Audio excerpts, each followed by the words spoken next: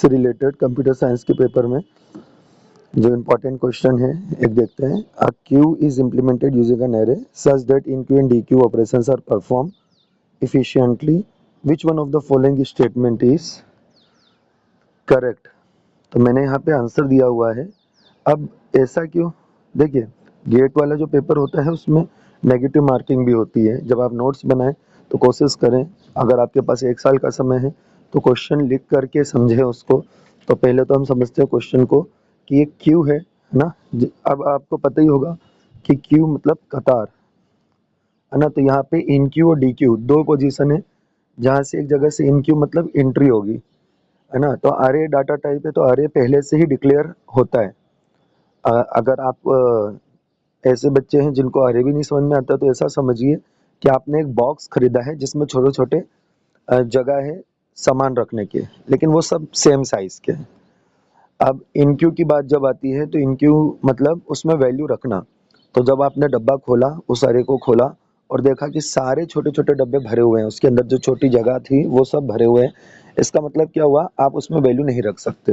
मतलब एक बार तो आपको ओपन करना ही पड़ा, और अगर मान लो आपने ओपन किया और जगह खाली है तो आप रख दोगे। मतलब एक एक एक टाइम आपको बस चेक करना है, ओनली वन टाइम। तो आप देखेंगे आंसर में मैंने क्या लिखा है, इम्प्लीमेंटिंग क्यू यूजिंग अरे।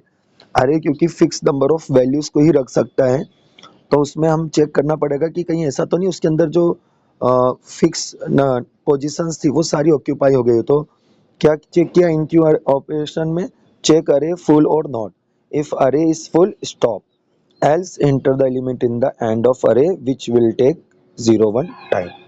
आपके पास उस अरे के आखिरी पोजीशन पे आपको वैल्यू रख देनी है अगर वो अरे खाली हो। अगर वो डब्बा खाली है किसी पोजीशन पे तो आप उसको सीक्वेंस में देख लेंगे कि सीक्वेंस वाइज अब कौन सी जगह में रखूं जिससे अगली बार मुझे रखने में आसानी हो।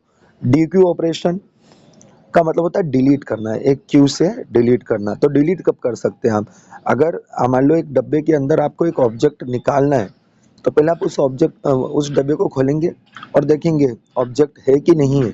अगर है ही नहीं तो क्या निकालेंगे आप, तो एक बार तो आपको ओपन करना पड़ा। अब ओपन करने के बाद देखा आपने कि ऑब्जेक्ट है तो निकाल दिया। तो इसीलिए यहाँ पे भी रीड करिए, चेक अरे एम्प्टी और नॉट। पहले ये चेक किया कि अरे खाली तो नहीं, क्योंकि खाली चीज में से कैसे आप वैल्यू निकाल सकते हैं। Else delete the element from the front array and increment the head value. मतलब आपको उसके आगे वाले पोजीशन पे वैल्यू वहां से वैल्यू हटा देनी है। अब pointing to the starting element of array which will take order of 1 time. तो यहाँ पे हमें समझ में आ रहा है कि अगर मुझे अरे इम्प्लीमेंटेशन क्यू में करना, इन क्यू और डी क्यू, तो दोनों में ही मुझे ऑर्डर ऑफ 1 टाइम लगेगा। Thank you very much.